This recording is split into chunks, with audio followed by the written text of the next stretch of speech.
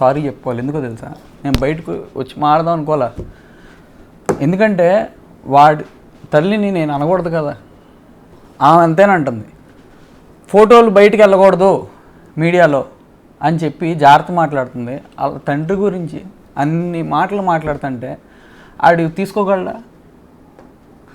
వెనకాల ఉన్న వ్యక్తి ఇప్పుడు అదేదో సామెత ఉంటారు సార్, భుజాలు ఏంటిది అది, గుమ్మడికాయ దొంగ ఎక్కడున్నాడంటే భుజాలు తడుకున్నారని.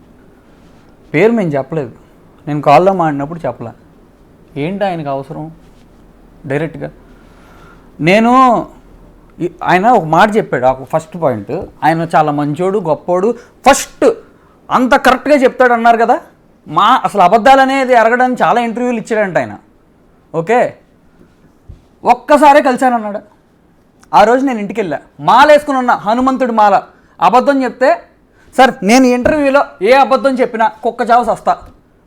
ఒకవేళ నేను చెప్పకపోతే, నేను చెప్పినవి నిజాలు అయితే, వాళ్ళు చెప్పినవి అబద్ధాలు అయితే, మూర్తి అనే ఆయన వెనకాల ఉన్నాడు, ఆయన గౌతమి కుక్క చావు సస్తారా చెప్పమనండి. మీడియాలో మళ్ళీ పెడతారు కదా సార్. నేను అందరు గౌరవించి మాట్లాడతా. నేను పనిచేసిన సినిమాలో కింద చిన్న ఏదైనా ఎవరైనా డ్రైవర్ అవని మర్యాద ఇచ్చి మాట్లాడతాను.